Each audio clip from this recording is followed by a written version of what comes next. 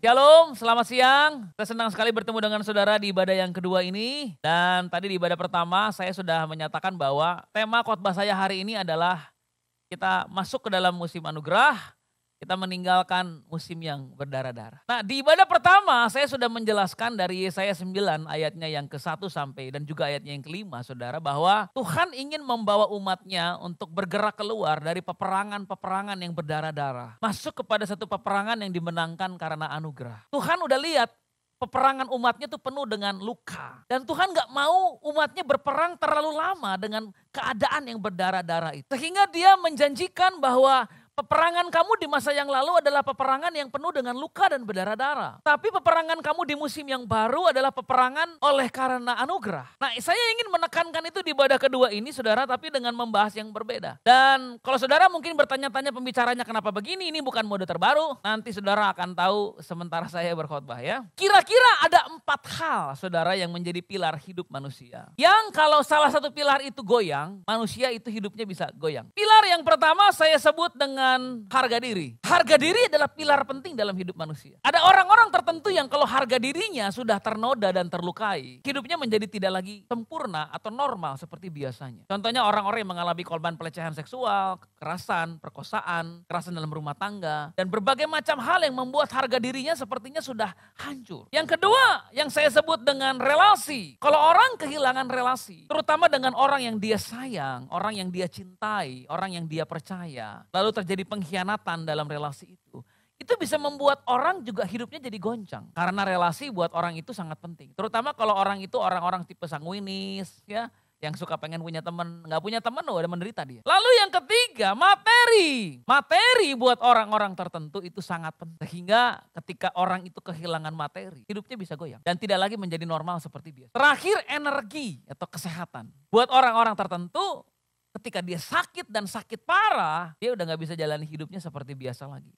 Udah kehilangan semangat, gairah dalam kehidupan. Itu baru satu yang hilang. Kalau 4-empatnya hilang bagaimana, saudara? Bagaimana kalau ada orang yang sudah kehilangan harga diri, kehilangan relasi, kehilangan materi, dan kehilangan energi kesehatan. Kalau ada orang kehilangan 4-empatnya, kira-kira orang itu masih pengen hidup apa tidak? Waduh, ampun Pak, udah begitu sih Pak, saya mending bye-bye aja deh. Nah, saya ingin mengajak saudara hari ini untuk memperhatikan PowerPoint dan melihat 2 peristiwa. Peristiwa pertama adalah peristiwa tentang seorang perempuan yang menderita pendarahan selama 12 tahun. Perempuan ini, saudaraku, saudara pasti sudah tahu ceritanya. Tapi izinkan saya merangkum kehidupannya dengan 4 hal yang hilang tadi. Dan bagaimana kita bisa melihat anugerah Allah membawa dia keluar dari perjalanan yang berdarah-darah itu. Dia kehilangan harga dirinya. Karena perempuan pada zaman itu kalau sudah menderita pendarahan apalagi sampai bertahun-tahun itu dinyatakan najis. Dia dinyatakan najis, dia tidak boleh bertemu dengan siapapun. Dia sudah tidak boleh berkomunikasi dengan jarak dekat dengan siapapun. Dia harus dijauhi dan dia diisolasi dalam satu daerah yang disebut dengan daerah orang-orang najis. Orang kusta ada di situ, dia ada di situ. Jadi dia kehilangan harga dirinya dan dia kehilangan relasinya. Karena orang tuanya pun sudah tidak bisa lagi berkomunikasi dengan dia. Dia kehilangan materi karena dalam Alkitab dinyatakan bagaimana dia sudah menghabiskan semua hartanya. Dia pergi ke berbagai tabib tapi tidak ada yang bisa menyembuhkan dia. Malah dikatakan di situ keadaannya makin memburuk. Saudara nanti bisa lihat kisahnya dengan lebih jelas. Itu dalam Markus 5, dalam Lukas pasal 8, itu ceritanya lengkap sekali tentang perempuan ini. Apalagi yang hilang? Energinya, kesehatannya. Dia sakit selama 12 tahun dan pendarahan itu membuat dia makin hari makin lemah. Tinggal tunggu meninggal aja. Saya bingung kenapa Alkitab memberi kita contoh satu orang yang kehilangan segalanya. Kenapa Alkitab kok memberi contoh seperti ini? Nah, di sisi lain ada seorang perempuan dalam Lukas 13 yang mengalami sakit punggung sampai bungkuk punggungnya, tidak dapat lagi berdiri dengan tegak. Dan Alkitab menyatakan di situ, dia dirasuk roh. Jadi ternyata dia sakit bukan karena masalah fisik. Dan penyakitnya gak akan pernah disembuhkan, gak bisa disembuhkan oleh tabib manapun karena dirasuk roh. Nanti saya akan bahas tentang demonic oppression. Karena itu masuk ke dalam khotbah kedua tentang bagaimana orang bisa berdarah-darah. Jadi kasusnya beda ya, yang pertama sakitnya fisik, tapi tabib gak bisa sembuhin. Tapi sebenarnya fisikal sifatnya. Yang kedua sifatnya supranatural, di mana dia cuma bisa sembuh kalau setannya diusir keluar. Karena setan yang membuat dia sakit. So di dunia ini ada 2 macam sakit yang bisa terjadi dalam diri manusia. Pertama sakit karena faktor-faktor natural, Yang kedua sakit karena setan. Dan penanganannya pasti berbeda. Makanya orang-orang tertentu sakit tapi nggak tahu kenapa. Sampai dokter cek segalanya kok baik-baik aja Bapak ini. Psikolog cek baik-baik aja Bapak ini. Karena masalahnya secara supernatural. Memang tidak banyak kasus seperti ini, tapi saya menemui dalam pelayanan selama hampir 20 tahun. Ada orang-orang yang mengalami pengalaman masa-masa seperti ini, itu mengganggu mereka. Makanya saya ingin ajak saudara untuk melihat the 4 strongholds. Bagaimana kita bisa mengenali dan meruntuhkan 4 benteng yang menghalangi terobosan hidup kita. Karena 4 benteng ini mungkin membuat kita berdarah-darah dalam kehidupan kita. The 4 strongholds atau 4. Pertama, kutuk keturunan. Coba kita lihat yang pertama. Saya nggak nyangka bahwa ternyata di gereja, saudara, saya kan khotbah kemana-mana ya, keliling-keliling. Terus saya masih mendapati ada orang-orang yang sudah bergereja, tapi masalah pertama ini dia belum menang. Ini tuh masalah paling basic dalam kekristenan itu ini saudara. Kalau saudara terima Yesus sebagai Tuhan dan Juru Selamat, masalah pertama yang beres itu, ini masalah pertama yang harus beres. Yang kita harus pastikan pasti beres ini. Karena cara untuk mematahkan kutuk keturunan ini cuma satu, darah Yesus dan iman kepada Yesus. Ini nggak pakai doa, nggak pakai usir setan, nggak begituan sebenarnya. Yang perlu dilakukan adalah orang percaya bahwa Yesus sudah mati buat dia dan hidupnya sudah ditebus oleh darah Yesus. Nah, realitanya ke dalam pelayanan saya temukan orang-orang yang bahkan setelah ikut ke gereja dan jadi orang Kristen, masih belum meyakini identitasnya dalam Tuhan. Sehingga kehidupannya masih dibelenggu oleh kutuk keturunan. Dia takut dengan apa-apa yang akan terjadi dalam kehidupannya. Pola dosa itu masih turun-temurun dari atas sampai ke bawah. Terulang. Dan dia bertanya-tanya kenapa ya Pak, bapak saya bangkrut kok saya bangkrut. Bapak saya diabetes kok saya diabetes. Bapak saya cerai kok saya cerai. Orang tua saya miskin kok saya miskin juga. Dan dia bertanya-tanya kenapa ya. Dan ini masalah pertama yang harusnya sudah beres ketika kita terima Yesus sebagai Tuhan dan Juru Selamat. Karena Alkitab berkata ketika dia mati di kayu salib dalam kitab Galatia, dia memakukan semua surat hutang di kayu salib. Dia mematahkan setiap dakwaan di kayu salib. Semua kutuk-kutuk keturunan, itu kutuk keturunan itu artinya surat hutang saudara. Gak dibayar sama orang tua saudara, turun sama saudara harus bayar. Kutuk keturunan itu surat hutang. Karena orang tua buat dosa, gak bisa bayar utang sama setan, anaknya yang bayar. Anaknya gak bisa bayar, turun sampai ke cucunya.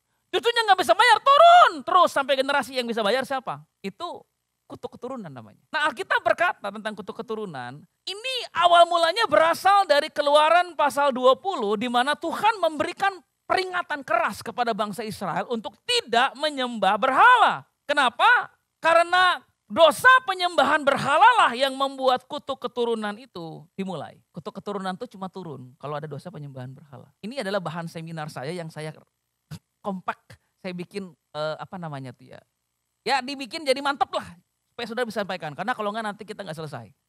Tapi saya rasa di rumah ketika saya siapin bahan ini, saya pikir saya sampai ini ibadah kedua.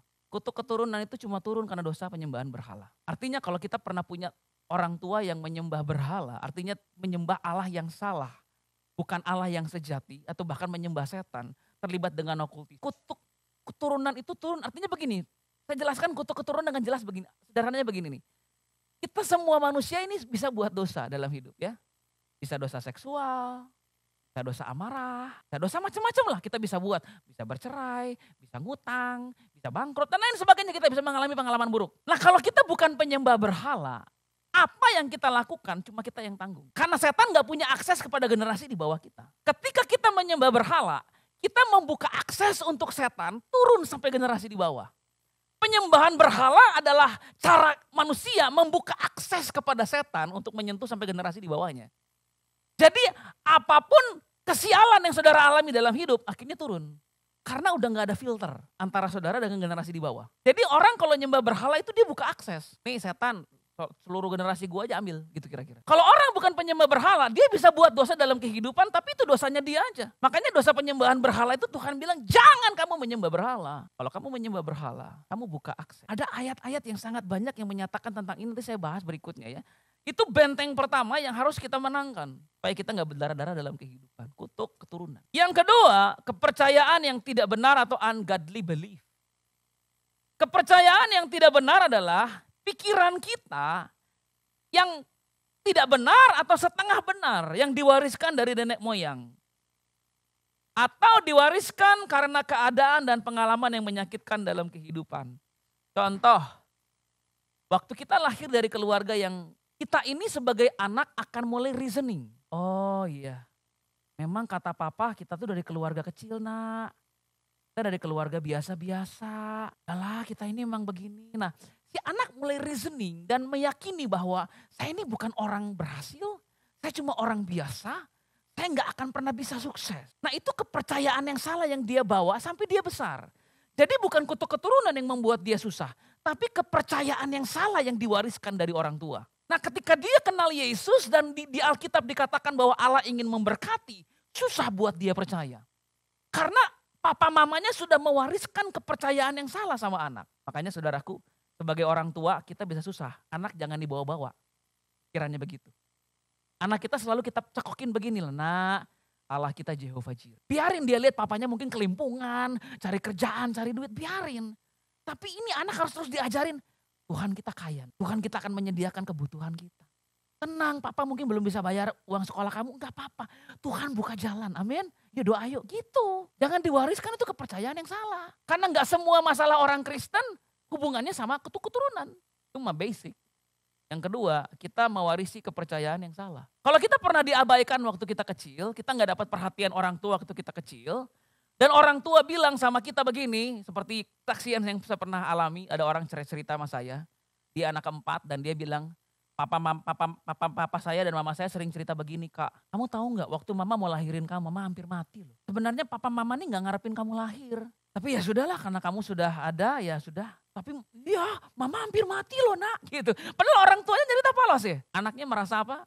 Dia adalah penyebab mamanya hampir mati. Dan kelahirannya tidak diinginkan. Dia bawa itu sampai dia besar. Dan itu menjadi sebuah kepercayaan bahwa saya tidak diinginkan. Susah buat dia gabung kul. Karena kul tidak menginginkan saya. Dia jadi orang yang mengisolasi diri. Akhirnya perjalanan hidupnya berdarah-darah. Ketiga, luka jiwa dan intergenerational trauma. Yang diwariskan dari orang tua itu mungkin bukan kutuk keturunan. Karena kutuk keturunan itu sifatnya rohani saudara. Patah dengan cara rohani juga. Tapi kalau kutuknya emosional, itu gak patah cuma sekadar didoain. Itu harus disembuhkan lukanya. Kalau yang orang warisi dari orang tua bukan kutuk keturunan tapi trauma keturunan. Sifatnya tadi ya emotional wounds, luka emosional. Itu gak bisa didoain. Bukan dalam artian doa gak berguna, bukan. Tapi doa cuma langkah awal untuk buka hati. Orang itu harus dipulihkan. Contohnya kalau seorang anak dikandung oleh seorang ibu, yang ketika si ibu itu sedang mengandung anaknya dia terluka, dia mengalami kekerasan oleh suaminya, dia menderita, dia pahit, maka si anak akan mewarisi sesuatu dari ibu. Apa itu? Depresi ibunya dia warisi, cemas ibunya dia warisi, pahit ibunya bisa dia warisi. Nah itu bukan kutuk keturunan karena ibunya bukan penyembah berhala, tapi ibunya terluka. Karena ibunya terluka, ketika anaknya tumbuh besar, anaknya bingung. Dia anaknya bilang begini, kenapa ya saya jadi orang yang sering cemas ya? Saya kok jadi anak yang emosinya kok kayak gak bisa dikontrol ya? Saya kok jadi anak yang gampang dendaman sama orang ya? Dan anak berpikir bahwa salah apa? Padahal dari orang tuanya. Ini yang disebut dengan intergenerational trauma. Bagaimana caranya kita bisa menolong orang yang seperti ini? Membuat dia menyadari bahwa, hei, kamu mau gak pertama mengampuni orang tua kamu? Mengampuni mama yang waktu mengandung kamu mungkin gak menginginkan kamu. Memaafkan papa yang mungkin waktu mama mengandung kamu, papa kasar sama mama. Mau gak kamu mengampuni? Itu langkah awal untuk dia pulih. Yang keempat, penindasan setan atau demonic oppression. Setan itu mempengaruhi orang dan tujuan pertama setan mencegah orang untuk mengalami keselamatan. Kalau orang tetap terima Yesus sebagai Tuhan dan Juru Selamat, setan gak mau berhenti sampai di situ. Dia mau supaya orang itu gak bertumbuh secara rohani. Sehingga orang-orang Kristen bisa mengalami yang namanya penindasan dari... Orang Kristen gak bisa dirasuk setan. Karena dalam dirinya sudah ada Roh Kudus. Tapi ditindas setan artinya setan menindas dari luar. Dia gak bisa merasuk orang Kristen lagi dari dalam, gak bisa. Karena kita sudah milik Yesus. Orang Kristen gak mungkin kerasukan setan, gak mungkin itu. Tapi dia bisa ditindas oleh setan. Setan bisa lakukan sesuatu dalam tubuh orang ini. Dalam jiwa orang ini. Nanti saya akan bahas di poin selanjutnya. So mari kita mulai saudaraku dengan kutuk keturunan. Pertama, Alkitab berkata begini, jangan ada padamu Allah lain di hadapanku. Jangan membuat bagimu patung yang menyerupai apapun yang ada di langit di atas atau yang ada di bumi bawah. Kenapa? Karena aku adalah Allah yang cemburu, yang membalaskan kesalahan bapa kepada anak-anaknya, kepada keturunan yang ketiga dan keempat dari orang-orang yang membenci aku. Kalau saudara perhatikan dari berbagai ayat, contohnya dari kitab Yehezkiel, itu dinyatakan bahwa orang yang menyembah berhala selalu pembalasannya sampai turunan ke bawah. Kasarnya begini, pembalasan Tuhan dari turun-temurun itu cuma dihubungkan dengan penyembahan berhala. Sehingga kita bisa simpulkan kutuk keturunan hanya terjadi karena adanya dosa penyembahan berhala. Jadi saudara nggak usah takut. Kalau saudara sekarang gagal, anak saudara nggak akan gagal. Karena itu pengalaman saudara pribadi. Anda nggak akan lagi mewarisi kutuk kepada anak. Karena Anda sudah terima di batu oleh darah Yesus. Amin. Itu sudah ditebus oleh darah Yesus. Pernikahan kita mungkin bisa gagal. Anak kita nggak akan gagal pernikahannya. Kenapa? Karena kita bukan penyembah berhala. Dalam hidup kekristenan kita bisa gagal loh saudara. Bahkan pada realitanya orang yang sudah Kristen pun pernikahannya bisa gagal. Bisnisnya bisa gagal. Karirnya bisa gagal. Benar gak sih? Tapi kita gak usah takut anak kita akan seperti itu. Karena kita bukan penyembah berhala. Kegagalan kita adalah kegagalan kita. Selama kita punya kerinduan untuk Tuhan, berkati anak-anak saya. Saya mungkin sudah gagal sebagai orang tua. Anak-anak saya melihat kami pada akhirnya berpisah. Tuhan, kerinduan saya adalah berkati pernikahan anak-anak saya. Pernikahan anak-anak kita akan diberkati. Tuhan sebagai orang tua pengen ngasih anak lebih. Pengen nyekolahin anak lebih tinggi. Tapi apa daya Tuhan. Pengennya sih sekolah internasional. Bisanya cuma interlokal. Ya enggak apa-apa. Tapi Tuhan, saya punya iman. Anak-anak saya akan jadi orang-orang yang diberkati. Lebih daripada saya. Nah itu janji Tuhan buat kita sehingga kita aman dalam Yesus. Kalau saudara penyembah berhala, semua kemalangan saudara turun sama keturunan berikutnya. Karena aksesnya kebuka. So sampai hari ini saya harap saudara kita punya pengertian benar tentang saya tidak lagi di bawah kutuk keturunan. Apapun yang pernah diperbuat oleh orang tua saya tidak boleh mengikuti saya dalam kehidupan ini. Karena saya sudah punya aliran darah yang baru yaitu aliran darah Yesus. Kalau saudara melihat pola-pola seperti ini sepertinya lagi mau muncul, saudara harus klaim. Dan katakan tidak Tuhan. Kalau orang tua pernah mati karena serangan jantung, lalu saudara mulai merasa begitu, saudara harus tolak dan katakan tidak Tuhan. Saya nggak mau mewarisi penyakit orang tua. Saya cuma mau mewarisi kesehatan dari Yesus. Karena kita tidak lagi di bawah kutuk turunan. Kalau orang tua kita pernah susah, sulit, bangkrut, lalu kita sedang mengalami itu, jangan kita bilang begini. Ya mungkin sama kali orang tua, jangan. Tolak dan katakan tidak Tuhan, saya memang punya orang tua yang pernah mengalami bangkrut sampai habis. Saya mungkin sedang mengalami mirip-mirip kayak mereka, tapi tidak seperti mereka. Saya tahu saya akan bangkit lagi, Tuhan akan berkati saya lagi. Karena di ibadah pertama saya bilang tidak ada kesuraman. Tidak selamanya. Tuhan akan menolong umatnya. Yang kedua kita bahas tentang luka jiwa atau intergenerational trauma. Luka jiwa adalah luka batin yang disebabkan oleh pengalaman menyakitkan di masa lalu. Luka ini bisa muncul kembali ketika seseorang menghadapi situasi yang mirip dengan pengalaman awal. Sebagai contoh tangan saya ini. Tangan saya ini lagi masuk fase trauma saudara. Lukanya udah hari Selasa kemarin jatuh dari motor. Memang kalau kita ngalamin musibah tuh lukanya jadi dua saudara. Pertama luka fisik, yang kedua luka emosi. Karena orang sepertinya sok tahu dengan kenapa kita jatuh. Ada yang bilang ngebut ya. Memangnya kalau orang jatuh pasti ngebut. Itu kan sama seperti bilang kalau orang cerai selingkuh ya. Itu kan sama seperti bilang kalau orang di PHK kerja gak bener ya. Kan gak begitu kan. Tapi itulah manusia ya. Kadang kalau kita udah jatuh, omongan orang bikin kita tambah jatuh. Nah saya ini dalam tahap trauma. Trauma itu artinya pernah terjadi peristiwa yang buruk kepada tangan saya. Begitu buruknya sampai kendi saya pindah ke sini. Sampai neken ini paru-paru. Lalu dibalikin oleh anugerah Allah. Ya enggak, di pertolongan manusia juga ya. Nah udah balik ini, udah puji Tuhan nih. Cuma gak boleh bergerak gimana karena masih sakit ini. Kenapa saya ngotot pengen khotbah? Karena Tuhan seperti bilang begini, itu kisah bagus loh. Kisah bagus buat ngajarin orang tentang trauma. Oh iya, jadi saya nekat khotbah saudara ya. Minimal padahal tadinya pengen di rumah aja. Mau di cancel aja kan ada Pak Santo di sini bisa gantiin saya kan. Ya. Ini saya lagi tahap trauma ini. Trauma artinya saya pernah terluka, pernah hancur. Dan saya gak mau orang pegang-pegang saya. Tapi kan gak selamanya dong. Masa saya pengen selamanya kayak gini? Curigaan sama orang. Dekat-dekat. Masa saya mau hidup kayak gitu seumur hidup saya? Gak mau dong. Saya kan pengen sembuh. Supaya kalau disenggol orang udah gak sakit lagi. Santai aja. Nah, benar gak sih? Supaya kalau sekali waktu ada konflik misalnya. Gak sakit. Udah sembuh. Kenapa kita seringkali kalau konflik lama sembuhnya? Karena traumanya belum sembuh itu. Kita pernah terluka di masa lalu. Kita pernah kecewa di masa lalu. Dan sampai sekarang kita belum sembuh. Dan itu mempengaruhi kita untuk berelasi dengan orang lain. Makanya diajak ikutan live gak mau kita. Karena kita takut bersenggolan sama orang. Wong kita masih luka. Nah hidup seperti ini akan membuat kita rugi dan merugikan orang yang dekat dengan kita. Istri yang trauma dalam hidupnya belum pulih akan merugikan suaminya. Suaminya terluka dukul terus sama dia. Bangun-bangun udah cemberut. Saya salah apa sayang? Gak salah apa kamu? Kamu mimpi gak saya selingkuh? Enggak. Katanya biasanya istri kalau mimpi suami selingkuh marah-marah. Padahal di mimpi suaminya selingkuh. Ya, saudara bisa bayangkan kalau suami gak pulih, trauma luka dalam masa lalunya, merugikan anak-anaknya. Anaknya jadi korban terus. Kalau anaknya jadi trigger. Nah trauma itu begini loh, dia harus ada triggernya baru kerasa. Kayak gini gak kerasa ini. Tapi coba disenggol, aduh sakitnya gak karu-karuan. Nah sama, trauma itu gak kelihatan bahkan ketika orang udah usia 40-50 saudara. Dia baru kerasa kalau ada triggernya. Triggernya itu bisa pasangan, bisa anak. Apapun yang mengingatkan kita akan sesuatu yang pernah kita alami di masa lalu. Makanya pernikahan kita berdarah-darah. Karena suami istri gak mau sembuh. Dan sembuh itu tidak ada akhirnya sampai Yesus datang kedua kali. Karena saya gak pernah menemukan satu gereja yang punya termometer. Yang kalau disimpan di sini udah 100% pulih Pak. Oh puji Tuhan, gak ada.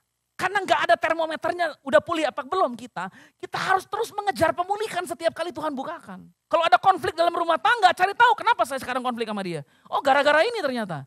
Karena saya merasa tidak berharga, kenapa saya bisa merasa gak berharga? Oh karena waktu kecil saya gak merasa berharga di keluarga saya. Nah itu kan kita beresin itu. Setiap kali kita berhadapan dengan benturan-benturan dan kita masih rasa sakit. Kita diingatkan Tuhan bahwa kamu harus pulih lagi loh. Nah siapa sih yang gak mau sembuh, masa mau begini terus? Ini membuat saya gak bisa gendong anak saya. Saudara. Anak yang kedua saya kan masih umur 2 tahun lebih.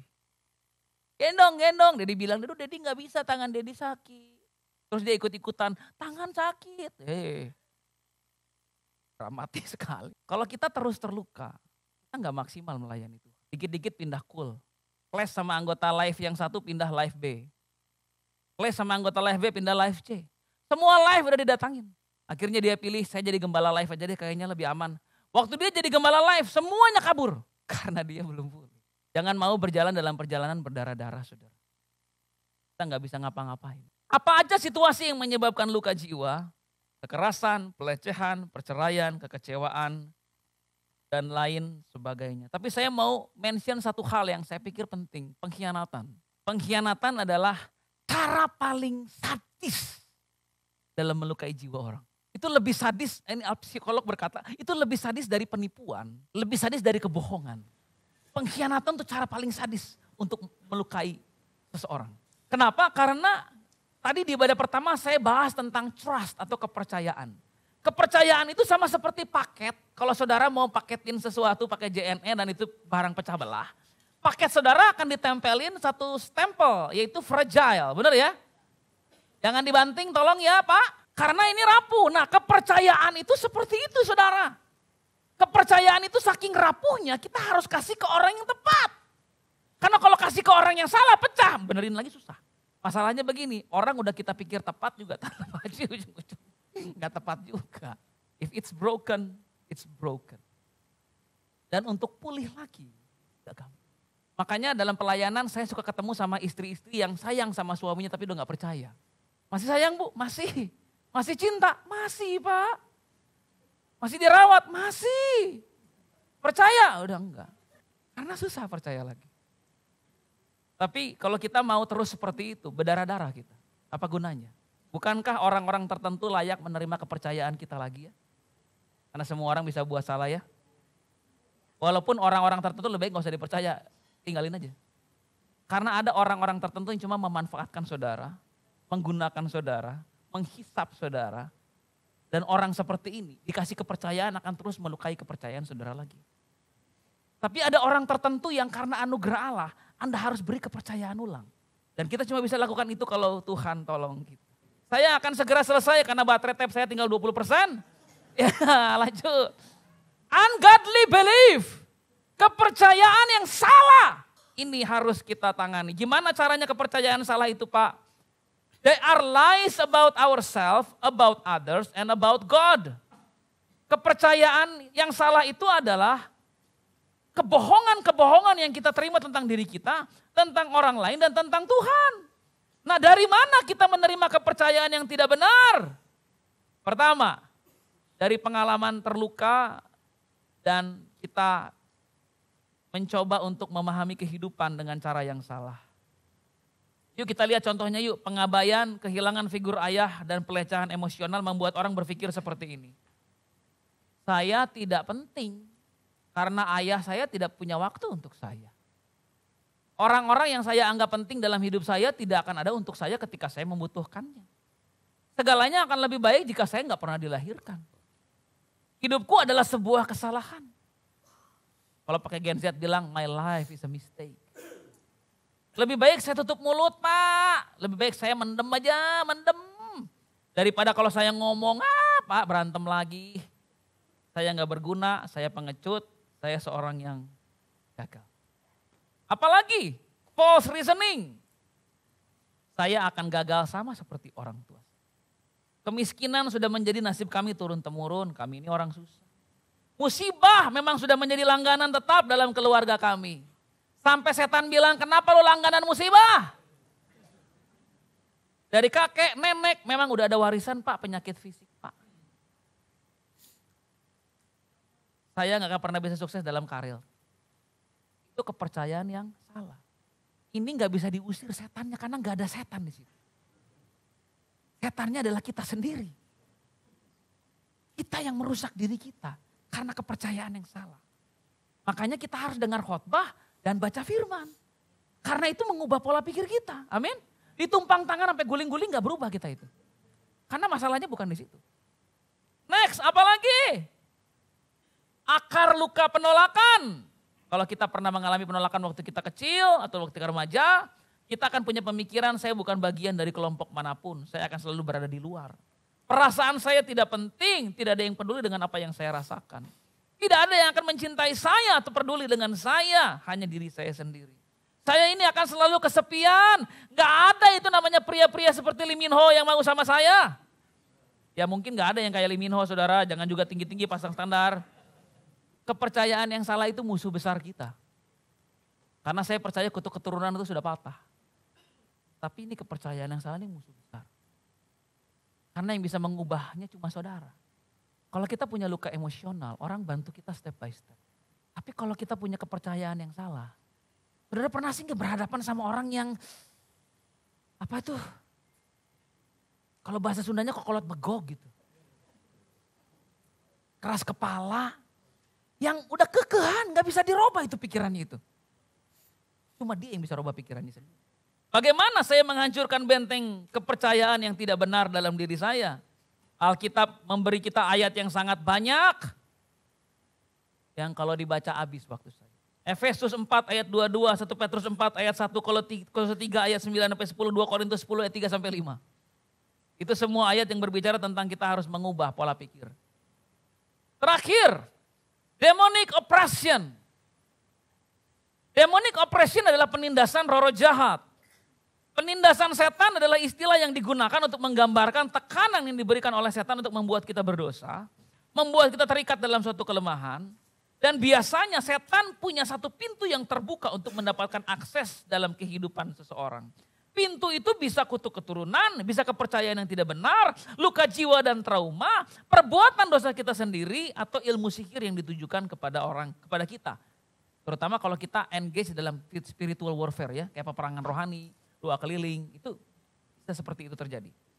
Kenapa Pak orang yang doa keliling diserang setan? Nyari gara-gara?